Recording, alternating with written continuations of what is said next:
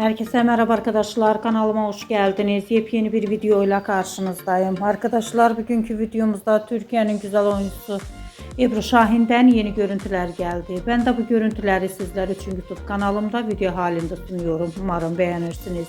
Arkadaşlar, videomu beğendiyseniz kanalımı izlemeyi ve bildirim butonuna basmayı unutmayın.